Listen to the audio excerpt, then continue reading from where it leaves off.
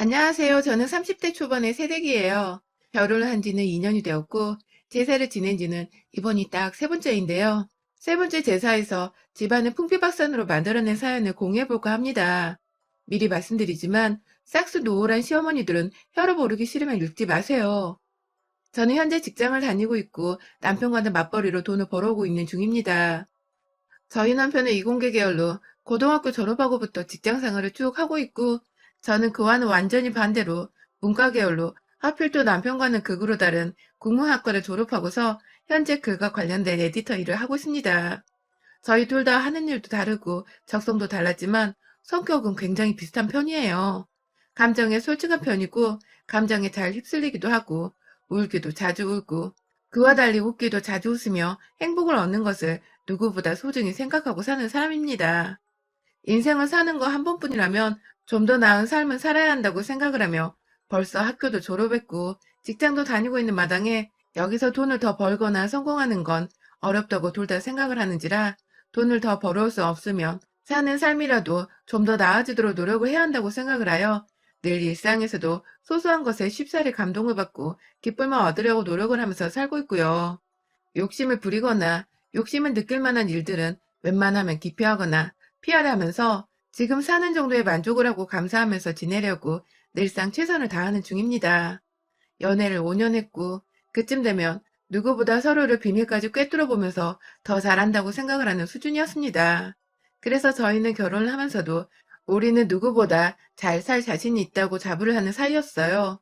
싸워봤자 둘 다 싸움이 크게 가는 걸 싫어하기도 했고, 저나 남편이나 싸우면 무조건 그날 화를 풀어야지 두 다리 뻗고 잠을 자는 성격이었던지라 길게 싸움이 이어져 본 적이 없었어요. 이 점은 결혼하고도 분명히 똑같이 이어질 것이라고 자부를 했고, 실제로 저희는 지금까지도 결혼을 하고 나서 단 한 번도 싸움을 크게 하거나 하루 이상 지속시켜 본 적이 없습니다. 자존심이 상당히 센 편은 아닌지라 누가 잘못을 했든 간에 화부터 풀어보자는 마음에 먼저 나서서 사과를 하려 하는 편이에요. 잘 살면서 재밌고 알콩달콩한 신혼살림을 즐겨보다 보니 웬만한 사람들처럼 저희도 저희를 쏙 빼닮은 이세를 얼른 가지고 싶었습니다. 연애 기간이 길어서였는지 신혼을 더 오래도록 즐기기보다는 얼른 이세를 가지고 싶어서 신혼 초부터 남들한테 말만 안 했을 뿐 저희는 둘이서 정말 열심히 노력을 했어요. 아직 아이 소식이 들리지도 않았는데 우리 애는 성별이 어땠으면 좋겠고 커서 누굴 닮았으면 좋겠고 또 커서 뭐가 되었으면 좋겠다는 아이의 인생 설계까지 아주 신이 나서는 늘 기분이 째질 듯이 기쁜 상태로 아이에 대한 얘기를 나눠보곤 했습니다. 주변 사람들도 저희한테 아이가 생기면 정말 너무 예쁠 것 같다면서 아이를 빨리 가질 것을 슬슬 추천해 주기도 했고, 그래서 저희도 뭔가 기대에 부응하고 싶어서 얼른 아이를 가져보고 싶었어요. 그런데 생각보다 짧은 시간이었지만 아이 가지는 게 절대로 쉽지 않은 걸 알겠더라고요. 남들은 사고 쳐서 결혼도 하고 불현듯 신혼여행에서 잘만 가지고 오는 애를 저희는 꽤나 몇 달을 넘게 공을 들여도 소식이 없는 걸 알고는 조금 이른감이 없지 않지만 인터넷에서 본 것대로 일단 병원에서 검사부터 받아보기로 했습니다. 서로의 몸에 문제가 있어서 검사를 받으러 간 게 아니라 임신을 준비하면서 통과 의례처럼 거쳐봐야 하는 일로 생각을 하라는 어느 블로거님의 말씀을 듣고서 저희도 겸사겸사 건강한 임신을 하고 출산을 하기 위해서 좀 더 신경 써서 병원을 찾아갔어요. 그런데 거기서 정말 예기치도 못한 소식을 접하게 되어버리고 말았습니다. 제 몸은 아주 지극히 정상이래요. 빈혈 수치, 혈소판 수치, 난소, 난자, 뭐 다 할 거 없이 건강한 상태였는데 정말 예상 밖의 결과를 접하게 되었어요. 단 한 번도, 감히 단 한 번도 생각을 해보지 못했던 폐쇄성 무정자증이라는 겁니다. 정자가 몸 안에서 만들어지긴 만들어지는데 그게 몸 밖으로 배출이 안 되니까 임신까지 연결이 되지 못하는 것이래요. 정말, 정말 하늘이 노래지고 무너질 것 같다는 게 딱 그때 느껴지더라고요. 다른 사람도 아니고 연애를 무려 5년이나 한 내 남편이 무정자증일 줄이야. 그날 저희는 병원에서 선생님 앞에 앉아 한참을 울었고 밖으로 나오고 나서도 그리고 집 안에 들어가서도 정말 한참을 서로를 붙잡고 울었습니다. 한 며칠 동안 제정신이 아닌 채 살았습니다. 요즘 아이 없는 집들이 많다고는 하지만 전 아이를 가지고 싶어 하던 한 사람이었기 때문에 그 절망감이 상당했습니다. 입양도 고려를 해볼 수 있었겠지만 강아지 한 마리도 제대로 키우지를 못하는 제가 남의 아이를 얼마나 내 자식처럼 잘 키워낼 수 있을까 싶어서 생각처럼 가벼운 마음으로 결정을 할 수가 없었습니다. 그리고 며칠 지나지 않아 남편이 저한테 그러더라고요. 자기 부모님께는 완전히 비밀로 해달라고.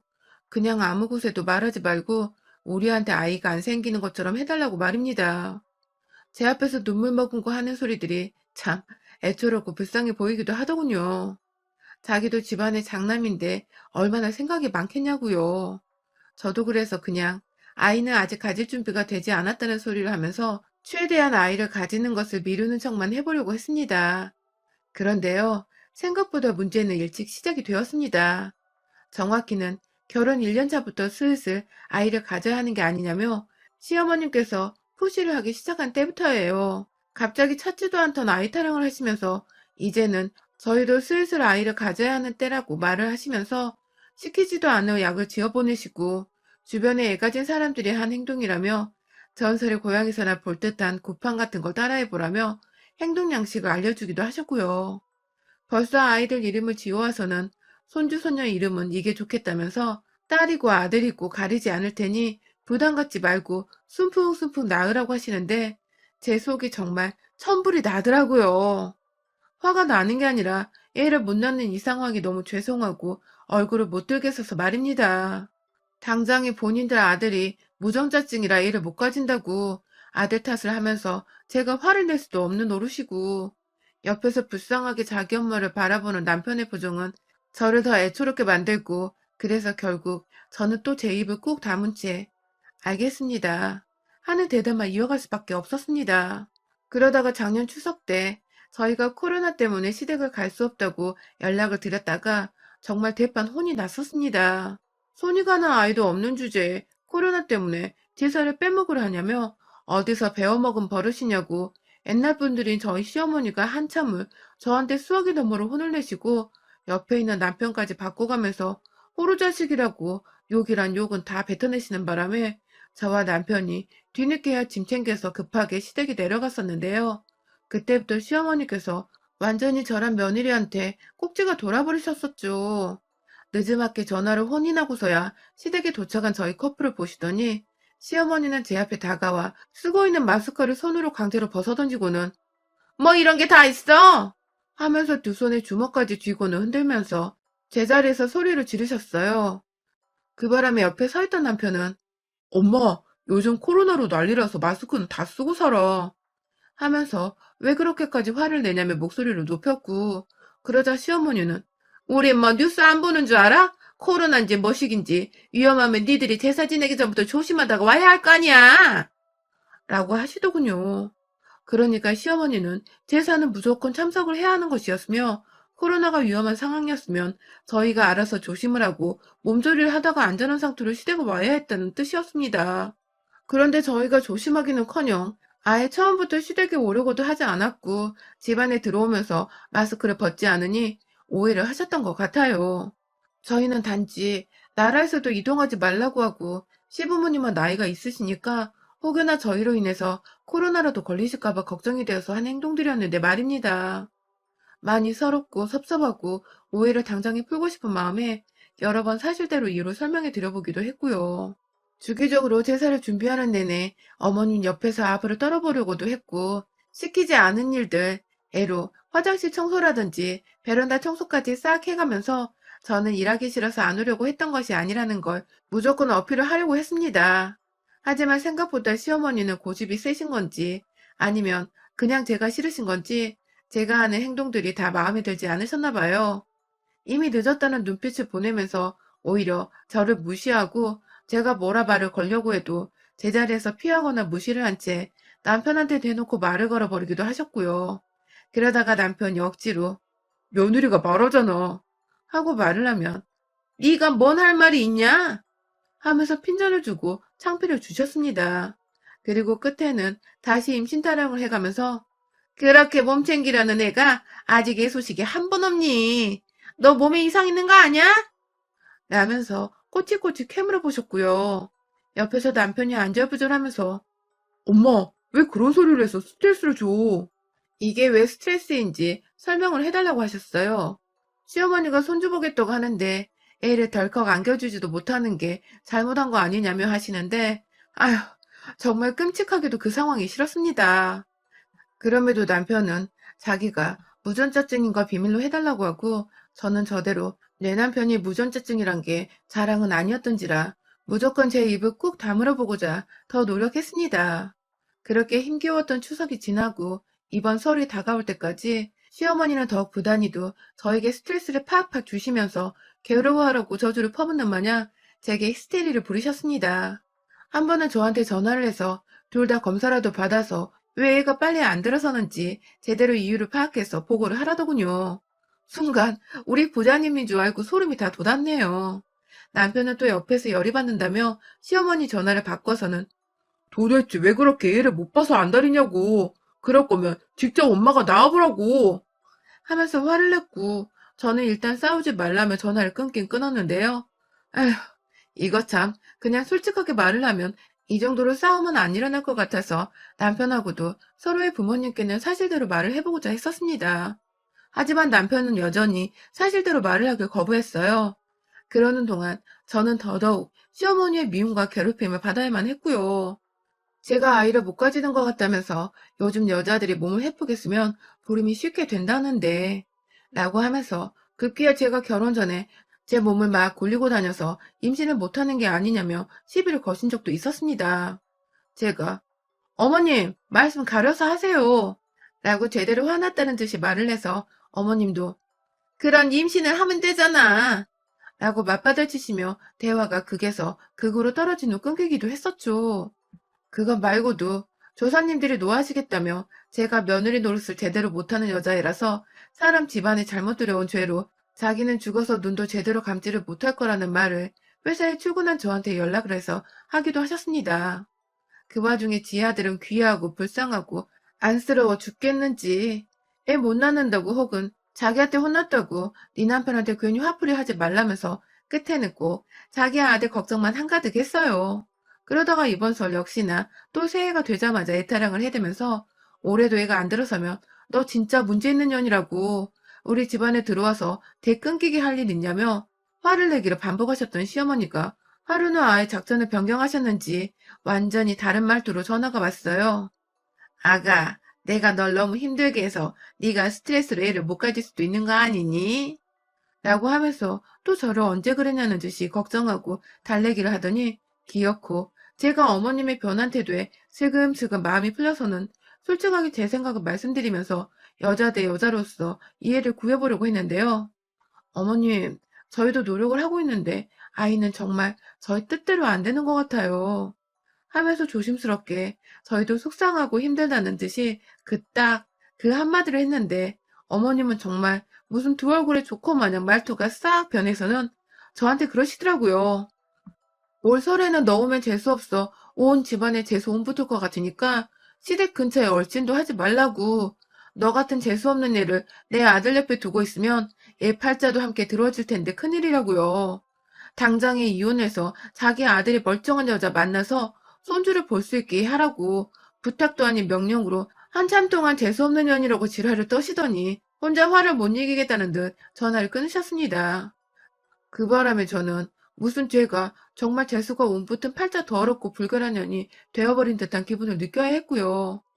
남편한테 당장에 전화를 걸어서 네 엄마가 이런 소리를 했다. 언제까지 내가 재수없는 년 취급을 받아야 하냐고 서러워 울면서 화를 냈고요. 남편은 씩씩대며 자기 엄마한테 전화를 해보겠다고 했으나 전 다 필요 없었어요. 내가 왜 이런 취급을 단지 애 못 낳고 있다는 이유만으로 30 초반에 듣고 살아야 하나 싶어서 정말 제 화가 더 이상 참아지지 못했거든요. 남편한테 아무 소리 하지 말고 쥐죽은 듯이 있으라고 했습니다. 그리고 저는 설날이 다가오기만을 지금 요날 요때껏 기다렸습니다. 원래대로라면 서둘러서 제사 준비를 도우려고 일찍부터 시댁으로 출발을 했을 텐데요. 시어머니 말대로 처음에는 안 가볼까도 했지만 늦지막히 시어머니가 거의 제사 준비를 조금이라도 시작을 하셨을 때쯤 도착을 했습니다. 저한테 재수없으니 시댁에 오지 말라고 했으면서 그 사이 남편한테 전화를 해서는 진짜로 안 오냐고 일 도와주러 와야 하는 게 아니냐며 제가 진짜 마음에 안 들어 죽겠다는 듯이 말씀을 하시고는 전화를 끊으셨다더군요. 참나. 이래도 욕 처먹고 저래도 욕을 처먹는 나란 며느리의 인생. 진짜 역같고 미쳐버리게 화가 나더라고요. 그리고 시어머니는 급기야 저희가 시댁에 거의 다 도착했을 때에도 다시 한번 전화가 와서는 수화기 너머로 내비게이션 목소리를 들었는지 한참 동안 니들 우리 집 안 오고 어디 사돈댁이라도 가는 거냐? 하면서 넌 당장 이혼하고 며느리 새로 들여! 하곤 옆에서 저 있는 거 다 안다는 듯이 소리를 꽥 질러버리고는 전화를 끊으셨습니다. 그리고 그로부터 정확히 30분 후 저희는 시댁에 도착을 했고 저희를 본 시어머니는 내심 일 도와줄 애가 왔다고 기분이 좋으셨는지 어머 우리 집 오는 거였어? 하면서 잠깐 반색을 띄었다가 이내 저에게 찬바람 쌩쌩 부는 태도로 다시 돌변하셨습니다. 한참 부엌에서 하던 거 마저 하다가 제가 대놓고 뻔뻔하게 부엌 밖에 서서는 허리 아프다고 남편한테 두드려달라고 하면서 소파에 다리까지 올리고 반쯤 누우니 시어머니가 나와서는 넌 늦게 왔으면 빨리 일 안 도와주고 뭐해? 라고 하시더군요. 그래서 제가 오지 말라고 하셨잖아요. 오지 말라는 거 인사드리러 온 거니까 일 시키지 마세요. 조사님들이 재수없어 도망가실지도 몰라요. 라고 말을 했습니다. 시어머니는 제 말에 기가 막히다는 듯이 뒷목을 잡겠다고 손을 머리 뒤에 얹어 올리셨고 저는 열받아하는 시어머니 모습 보는 게 너무 신이 나서는 다시금 남편을 향해 허리 안 두드리고 뭐해? 라고 소리를 질렀어요. 시어머니는 자기 아들한테 허리 두드리려고 소리를 지르는 제가 미워 죽겠을 것이고 남편은 시어머니와 며느리의 전쟁 사이에서 어쩔 줄 몰라 일단 손으로 제 허리를 두드리기 시작했는데 눈은 지엄마를 향해서 한 번만 봐달란 식으로 애처롭게 쳐다보고 있고 그 와중에 시어머니는 급기야 야! 하면서 소리를 지르는데 제가 또 어디서 본 건 있어가지고 함께 왜? 하고 소리를 맞받아 쳐줬습니다. 소리 지르는 며느리를 보고 놀라 자빠질 뻔한 시어머니는 급기야 애도 못 낳는 년이 재수없게 설태바람부터 소리를 지르고 지랄이야. 나가! 하면서 다시 한번 소리를 지르셨고요. 그런 시어머니를 향해서 제가 당당하게 말했습니다. 야, 이 삐리리년아. 네 아들이 무전자증이라서 내가 임신을 못하고 있는데 왜 자꾸 나한테 재수없다고 지랄이야? 라고 말입니다. 순간 집안에 정적이 흘렀어요. 시어머니는 화를 내려다 말고 뭐? 무정자 뭐? 라고 말을 더듬거리기 시작했고 급기야 옆에서 고개를 숙이며 엄마! 하고 외마디를 흘리는 남편을 보고는 저게 다 뭔 소리야? 라고 남편을 들쑤셔 사실대로 말하라며 애원하기 시작했습니다. 남편은 그제서야 자신이 무전자증이라서 임신을 못 시킨다고 그래서 저는 아무 잘못이 없고 오히려 피해자라서 이혼을 당해도 자기가 당해야 한다면서 울고 불고 난리를 쳤고 시어머니는 그 앞에 주저앉아 땅을 한참 동안 바라보더라고요. 그리고 저는 그런 시어머니의 귓구녕을 향해서 아, 진짜 지랄을 떨어도 적당히 좀 떨었어야지. 네 뱃속에서 무전자증으로 재수 온 붙은 새끼가 태어난 줄도 모르고 어디서 만만한 며느리한테 지랄이야 지랄이 하면서 재수없는 년은 당신이라고 시어머니께 삿대질을 해가며 말을 하고는 한쪽에서 벽을 붙잡고 머리를 쥐어 싸매고 있는 시아버지께 인사를 드리곤 혼자 남편과 타고 온 차를 타고 친정으로 유유히 향했습니다. 시댁에 가서 자리 잡고 앉은 지 30분도 되지 않아서 일어난 일이었어요. 이게 다. 저는 그날 혼자 친정에 가느라 부모님 눈치가 보이긴 했으나 부모님께도 남편에 대해서 사실대로 말하며 시댁 어른들과 대화를 할 시간이 필요할 것 같아서 혼자 자리를 비켜준 것이라고 애들로 핑계를 댔고 저는 이번서를 이렇게 친정에서 모처럼 두 발 뻗고 편안하게 쉬다가 휴일 끝나면 서울로 올라가려고 합니다.